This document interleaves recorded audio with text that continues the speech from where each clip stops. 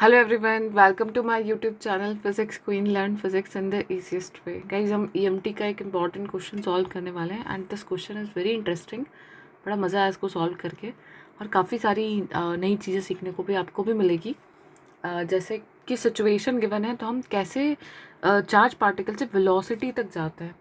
तो बहुत अच्छा क्वेश्चन है। देखिएगा इसे कैसे सॉल्व करते हैं। मैंने कम्युनिटी पे पोस्ट किया था, आंसर करिएगा वहाँ पे यदि आपने पहले सॉल्व कर लिया मुझसे।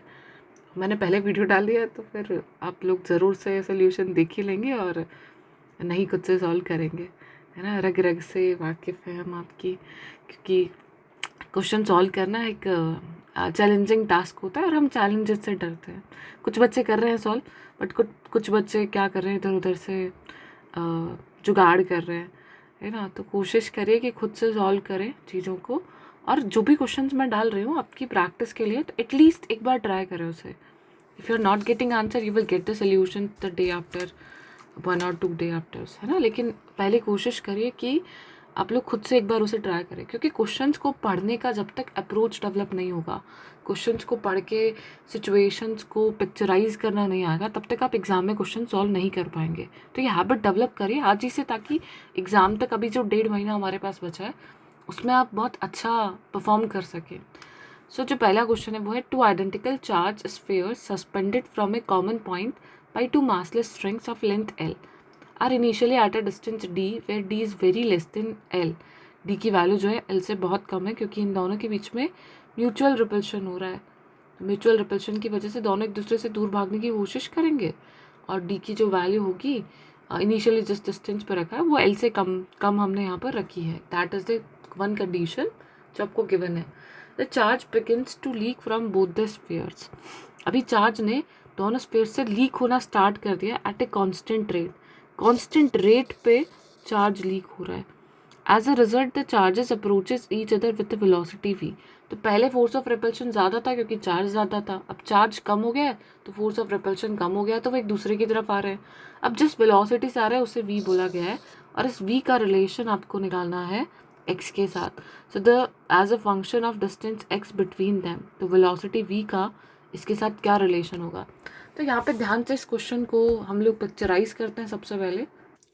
तो ये सिमिलर क्वेश्चन रहेगा पिछले वाले जैसा ही, कि आपके पास में यहाँ पर एक पॉइंट है जिससे कि दोनों स्ट्रिंग्स जो हिंज्ड है और इससे हम लोग ने दो बॉल्स जो है आइडेंटिकल वो स्फेरिकल बॉल्स कनेक्ट कर दिए। तो सेम वही इसका एफबीडी रहेगा। वेट नीचे डाउनवर्ड डायरेक्शन में काम करेगा। mg, एक ही क्वेश्चन से देखिए कितने वैरायटी ऑफ क्वेश्चंस बन सकते हैं। ये जो चीज़ें ये सीखिए कि इस क्वेश्चन में ऐसे मॉडिफिकेशन करेंगे तो क्या होगा, इस तरीके से वेलोसिटी तक हम कैसे पहुंचेंगे। काफ़ी इंपॉर्टेंट डिस्कशन यहाँ पर होने वाला है। तो ये मान लेते हैं कि फिर से वही एंगल थीटा है यहाँ से और ये एंगल भी थीटा है, क्योंकि हमें टी के कॉम्पोनेंट्स करने पड़ेंगे, क्योंकि टेंशन आ जाएगा। स्ट्रिंग जहाँ भी आ रहा है आपके दिमाग में डायरेक्टली क्लिक करना चाहिए कि स्ट्रिंग मीन्स टेंशन तक आपको जाना है। टेंशन तक चले जाओगे तो टेन थीटा तक जाना है। टेन थीटा से फिर आगे कैसे पहुंचना है उसके बारे में आगे सोचेंगे।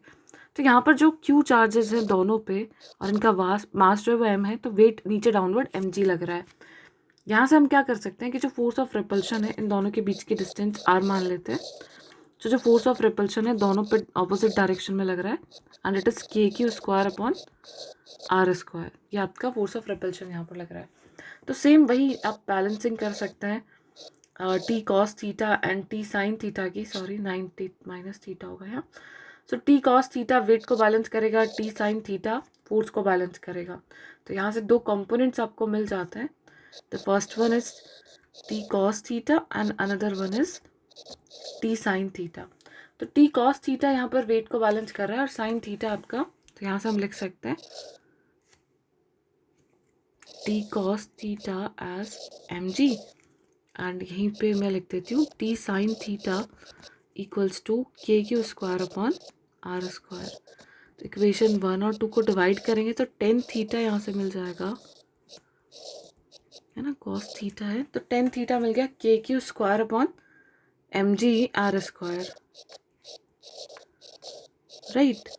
तो ये हमें टेन थीटा की वैल्यू मिल चुकी है। अब हमें यहाँ क्वेश्चन में क्या गिवन है कि चार्ज लीक हो रहा है, यानी चार्ज की वैल्यू में चेंज आ रहा है, राइट। तो यहाँ से हमें क्या समझ आया कि यदि हम चार्ज की डिपेंडेंसी निकाल दें स्मॉल थीटा, क्योंकि बहुत पास में है दोनों, डी बहुत कम गिवन है, लेस देन एल, तो हम इसे अप्रॉक्स थीटा के इक्वल मान सकते हैं। और यहाँ से हम लोग क्या कर रहे हैं, हम वी आर कंसीडरिंग दैट कि जो चार्ज है वो वेरी कर रहा है, तो हम चार्ज की वैल्यू निकालेंगे यहाँ से। तो क्यू स्क्वायर कितना आ जाएगा, mg r² थीटा अपॉन के। ठीक है, हम चाहें तो यहाँ पर के की वैल्यू भी पुट कर सकते हैं। तो यहाँ से हम लोगों को थीटा की टर्म्स में, अभी थीटा जो होगा वो आर में वेरिएशन को रिप्रेजेंट कर रहा है, राइट। तो हम लोग और क्या कर सकते हैं, यहाँ से थीटा को देखिए, यहाँ से स्मॉल थीटा के लिए इसे r/2 लिखा जा सकता है, क्योंकि इक्वली डिस्ट्रीब्यूटेड रहेंगे, सेम एंगल्स पे है, तो ये r/2 ही रहने वाला है, क्योंकि सिमेट्री से हम कह सकते हैं। और इसकी लेंथ मान लेते हैं l है। तो क्या हम यहाँ से tan थीटा को लिख सकते हैं r/2 अपॉन एल। सो r/2l हम इससे tan थीटा को रिप्लेस कर सकते हैं। तो हम इसे थीटा नहीं लिखते, हम इसे डायरेक्टली क्या करते हैं, r/2l से रिप्लेस कर देते हैं, क्योंकि डिपेंडेंसी रहेगी थीटा की, तो हम उसे भी एलिमिनेट नहीं कर पाएंगे, हमें उसे भी r की टर्म्स में ले जाना पड़ेगा, क्योंकि वेलोसिटी r का ही टाइम डेरिवेटिव रहेगी, कि r जो है वो चेंज हो रहा है टाइम के साथ, जैसे जैसे चार्जेस कम हो रहे हैं या r वैल्यू कम होती जा रही है, पास में आ रहे हैं, फोर्स ऑफ रिपल्शन जो है वो कम हो रहा है। तो इसीलिए हम इसे क्या लिखेंगे, r/2l से इक्वेट कर देंगे। तो यहाँ से क्यू स्क्वायर आपके पास आ गया mg r³ अपॉन 2kl। ठीक है, तो यहाँ से हम लोग की डिपेंडेंसी आ गई है that Q square is proportional to r³ कि जो q है वो r³ के डायरेक्टली प्रोपोर्शनल है, और q में, या फिर हम बोल सकते हैं यहाँ से that q is directly proportional to r⁻3/2, यानी q में जैसे जैसे हम चेंजेस करेंगे वैसे वैसे r में पावर 3/2 के रिस्पेक्ट में चेंज होगा, जैसे जैसे पास आता जाएगा चार्ज के लीकेज की जो रेट है वो डिफरेंट होती जाएगी। अब हमें चार्ज लीकेज रेट कर लेते हैं यदि हम, तो हमें वेलोसिटी में रिलेशन मिल जाएगा। ये कांस्टेंट रेट गिवन है आपको dq/dt, तो ये कितना आ जाएगा, rate of change of charge है ना, लीकेज जो हो रहा है dq/dt, उसे रिप्रेजेंट किया जा सकता है यहाँ से mg, और यहाँ से हम q की वैल्यू लिख लें यदि, तो हमारे लिए और आसान हो जाएगा। It's root mg r³ upon 2kl। आप सिर्फ प्रोपोर्शनैलिटी रिलेशन से कर लें तो भी आंसर आ जाएगा, है ना। ये कितना आ जाएगा, यहाँ से सिर्फ कांस्टेंट कर दें बाकी सारी वैल्यूज़ को, ए डैश मान लेते हैं, कांस्टेंट है बाकी सारी वैल्यूज़, और ये आ जाएगा 3/2 r⁻1/2 एंड dr/dt, और बाकी सारी कांस्टेंट्स को अलग रख देते हैं, क्योंकि हमें सिर्फ रिलेशन निकालना है। तो यहाँ से हम क्या लिख सकते हैं कि जो dq/dt है वो r⁻3/2 के प्रोपोर्शनल है ना, तो इसको भी एक अलग कांस्टेंट माना जा सकता है। तो यहाँ से रिलेशन हम देख सकते हैं कि जो dr/dt है इसे v लिखा जा सकता है, एंड v जो है that is equals to dq/dt and 1/r⁻1/2। ये आपको dq/dt और 1/r⁻1/2 यहाँ से मिल गया। तो वेलोसिटी जो है वो dq/dt पे तो डिपेंड कर ही रही है, साथ ही साथ इस पे भी डिपेंड कर रही है r की पावर पे। तो हमें रिलेशन जो है ऑप्शंस में निकालना है, r की जगह x लिया है ऑप्शंस में, है ना, तो हमें x की डिपेंडेंसी देखनी है। सो हम यहाँ से बोल सकते हैं कि जो dr/dt है that is inversely proportional to √r।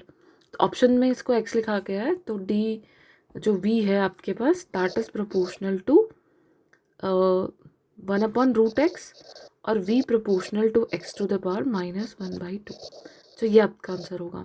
तो यहाँ तक हम कैसे पहुँचे, अप्रोच कैसे डेवलप हुआ, तो मोस्ट इम्पॉर्टेंट पार्ट वाज कि हमने सबसे पहले ये देखा कि चार्ज जो है वो लीक हो रहा है, यानी चार्ज में चेंज हो रही है रेट। तो चार्ज जो है उसकी एक्स पे डिपेंडेंसी रहेगी, तो चार्ज में जो rate of change of leakage charge होगा वो वेलोसिटी पे डिपेंडेंट रहेगा। तो हम वहाँ से वेलोसिटी और डिस्टेंस का एक रिलेशन जो है वो कैलकुलेट कर सकते हैं।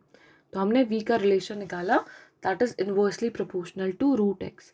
आई होप आप सबको अच्छे से समझ आया होगा। क्वेश्चन काफ़ी अच्छा क्वेश्चन है, करेगा आप लोग प्रैक्टिस। एंड गाइज, आप में से कोई भी यदि डिटेल कोर्सेज पढ़ना चाहता है तो आप लोग मेरा कोड सुरभि लाइव यूज़ करना ना भूलें for 10% discount on all Unacademy subscriptions. Thank you everyone.